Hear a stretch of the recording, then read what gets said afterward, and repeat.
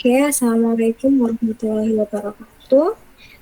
Sebelumnya, terima kasih kepada Pak Bonda selaku dosen pengampu mata kuliah testing dan implementasi sistem informasi yang telah memberikan kelompok kami kesempatan pada presentasi hari ini.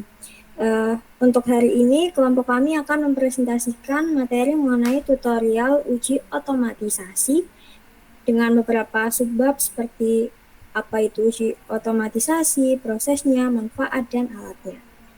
Nah, jadi next. Untuk anggota kelompok kami, yang pertama ada saya sendiri dengan 3 digit NIM terakhir 071.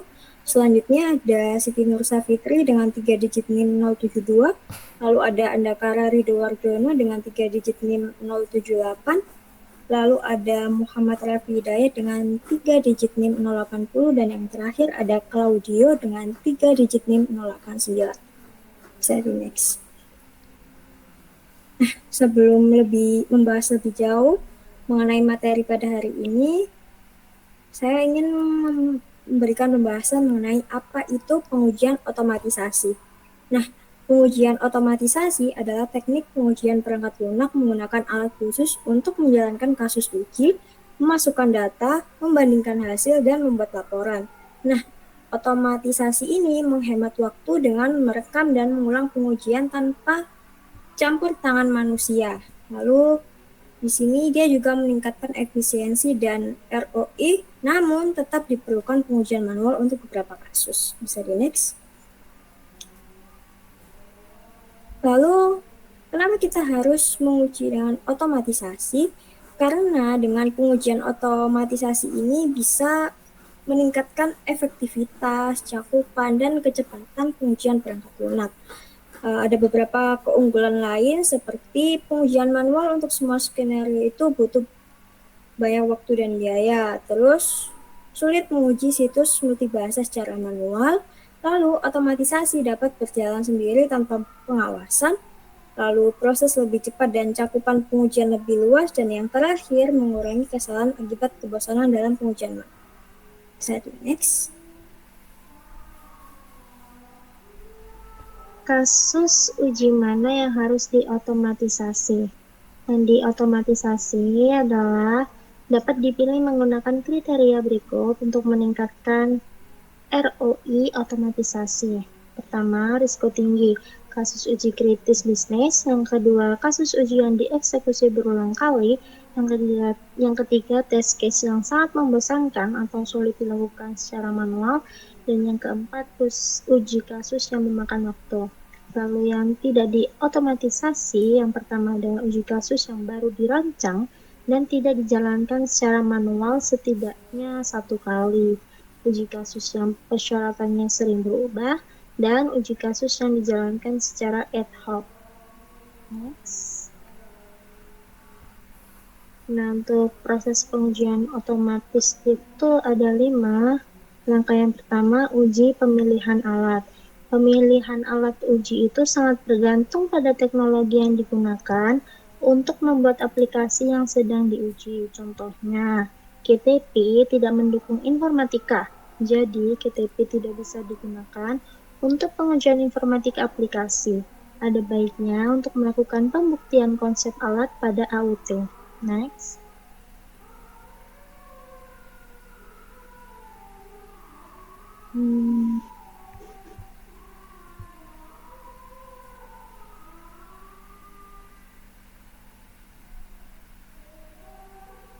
Nah, untuk langkah yang kedua, menentukan ruang lingkup otomatisasi. Cakupan otomatisasi adalah area aplikasi yang diuji yang akan diotomatisasi. Poin-poin berikut membantu menentukan cakupan. Yang pertama, fitur-fitur yang penting, lalu skenario yang dimiliki, fungsi umum di seluruh aplikasi, kelayakan teknis, sejauh mana komponen bisnis digunakan kembali, kompleksitas kasus uji, dan kemampuan untuk menggunakan kasus uji yang sama untuk pengujian lintas browser. Next. Langkah yang ketiga ada perencanaan, desain, dan pengembangan. Selama fase ini akan membuat strategi dan rencana otomasi yang berisi rincian berikut.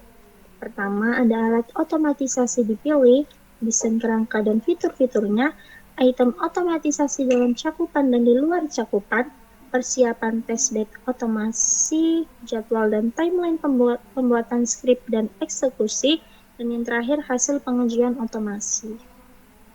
Next. Untuk langkah yang keempat, ada uji eksekusi. Selama fase ini, skrip otomatisasi dijalankan dengan input data pengujian untuk menghasilkan laporan terperinci. Nah, eksekusi itu dapat dilakukan langsung menggunakan alat otomatisasi atau melalui alat manajemen tes seperti Quality Center yang dapat memanggil KTP untuk menjalankan skrip otomatisasi. Contohnya, dalam pengujian aplikasi web, Selenium dapat digunakan untuk mengeksekusi skrip pengujian pada berbagai browser secara paralel. Skrip ini dapat dijalankan di satu atau beberapa mesin, bahkan pada malam hari, untuk menghemat waktu dan sumber daya. Next. Yang terakhir ada uji pendekatan pemeliharaan otomasi. Pendekatan pemeliharaan otomasi uji merupakan tahap pengujian otomasi yang dilakukan untuk menguji apakah fungsi-fungsi baru yang ditambahkan pada perangkat lunak itu berfungsi dengan baik atau tidak. Nah, pemeliharaan dalam pengujian otomasi itu dijalankan dengan skrip otomasi baru ditambahkan dan perlu ditinjau dan dipelihara untuk meningkatkan efektivitas skrip otomasi pada setiap siklus rilis berturut-turut.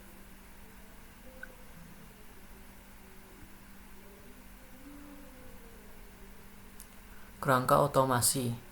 Kerangka kerja adalah seperangkat pedoman otomatisasi yang dapat membantu pertama, menjaga konsistensi pengujian, meningkatkan struktur tes, penggunaan kode yang minimum, les pemeliharaan kode, meningkatkan kegunaan kembali, penguji non-teknis dapat terlibat dalam kode, masa pelatihan penggunaan alat ini dapat dikurangi, dan melibatkan data jika diperlukan.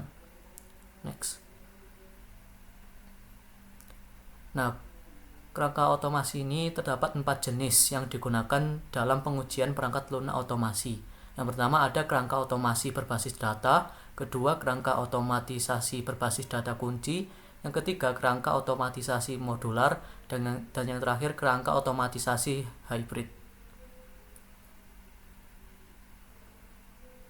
Praktik terbaik alat otomasi. Untuk mendapatkan ROI maksimum dari otomatisasi, perlu diperhatikan hal-hal berikut. Pertama, ruang lingkup otomasi perlu ditentukan secara rinci sebelum dimulainya proyek. Ini menetapkan ekspektasi dari otomatisasi yang tepat. Lalu pilih alat otomatisasi yang tepat. Alat tidak boleh dipilih berdasarkan popularitasnya, namun sesuai dengan persyaratan otomatisasi. Lalu pilih rangka kerja yang sesuai. Next. Lalu selanjutnya adalah standar script. Standar harus diikuti saat menulis skrip untuk otomatisasi. Beberapa dari mereka adalah yang pertama, buat skrip, komentar, dan lekukan kode yang seragam. Yang kedua, penanganan pengecualian yang memadai. Bagaimana kesalahan ditangani pada kegagalan sistem atau perilaku aplikasi yang tidak terduga. Lalu yang terakhir, pesan yang ditentukan pengguna harus diberi kode atau distandarisasi untuk pencatatan kesalahan agar penguji dapat memahaminya. Next. Dan yang terakhir ada mengukur metrik. Keberhasilan otomatisasi tidak dapat ditentukan dengan membandingkan upaya manual dengan upaya otomatisasi, tetapi juga dengan menangkap metrik berikut. Pertama, persentase cacat yang ditemukan, lalu waktu yang diperlukan untuk pengujian otomatisasi untuk setiap siklus rilis, lalu waktu minimal diambil untuk rilis, indeks kepuasan pelanggan, dan yang terakhir peningkatan produktivitas.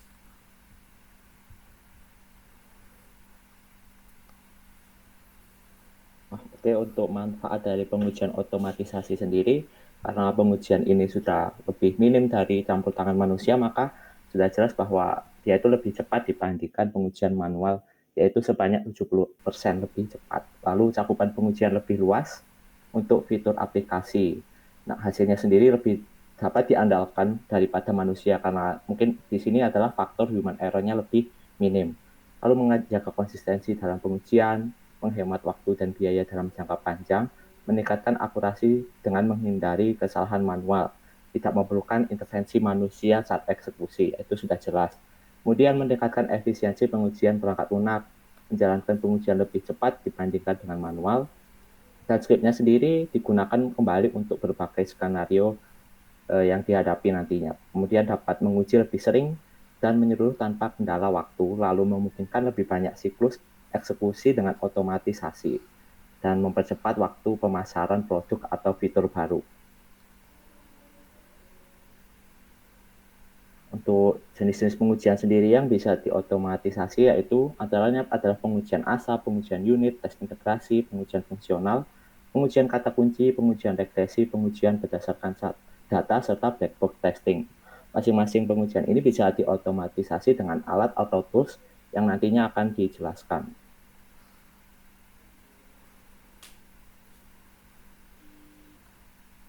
Sebelumnya, bagaimana cara memilih alat untuk melakukan proses otomatisasi? Yang pertama itu untuk memilih alat otomasi harus mempertimbangkan beberapa hal. Itu yang pertama ada melihat bagaimana dukungan lingkungan alat tersebut digunakan, melihat bagaimana kemudahan untuk digunakannya, pengujian basis data apakah bisa atau tidak, kemampuan untuk identifikasi objek, kemampuan untuk pengujian gambar, kemampuan pengujian pemulihan ketika ada kesalahan, kemudian kemampuan untuk melakukan pemetaan objek, ragam pilihan bahasa skrip yang bisa digunakan, dukungan untuk berbagai jenis pengujian. Hal ini termasuk pengujian fungsional, manajemen, pengujian seluler, dan lain-lain. Selanjutnya ada dukungan untuk beberapa kerangka pengujian. Kemudian untuk mendebug skrip, perangkat lunak otomasi.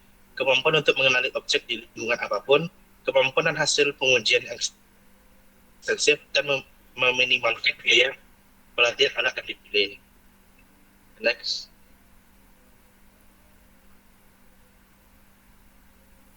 Nah, di sini ada alat pengujian otomasi Selenium. Selenium itu apa?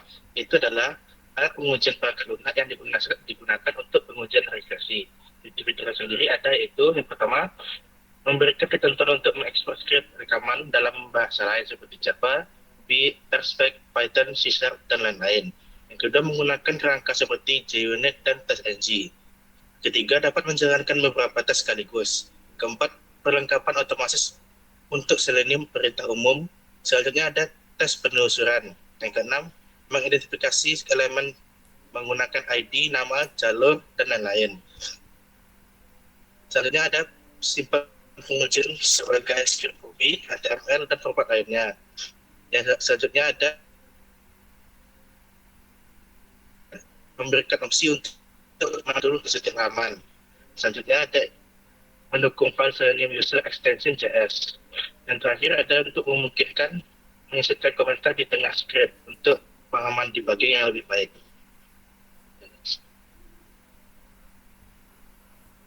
Oke, jadi pengujian otomatisasi adalah cara menguji software secara otomatis menggunakan alat khusus tanpa perlu menjalankan tes satu persatu secara manual. Pengujian akan berhasil apabila mampu melaksanakan hal-hal tersebut berikut yang sebenarnya secara garis besar sudah dijelaskan, yaitu menggunakan alat yang sesuai dengan kebutuhan, lalu mampu memproses pengujian dengan baik, dapat membentuk tim yang paham tentang otomasi, lalu bisa menggabungkan pengujian manual dan otomatis untuk hasil terbaik.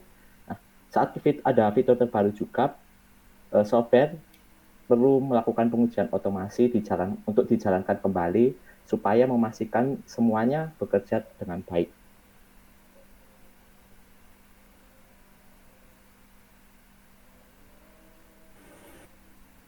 Baru saja kita sudah mendengar mengenai penjelasan mengenai tutorial uji otomatisasi. Nah, saya rasa penjelasan mengenai uji otomatisasi cukup sekian sampai di sini. Apabila ada kesalahan dari kelompok kami, saya sebagai perwakilan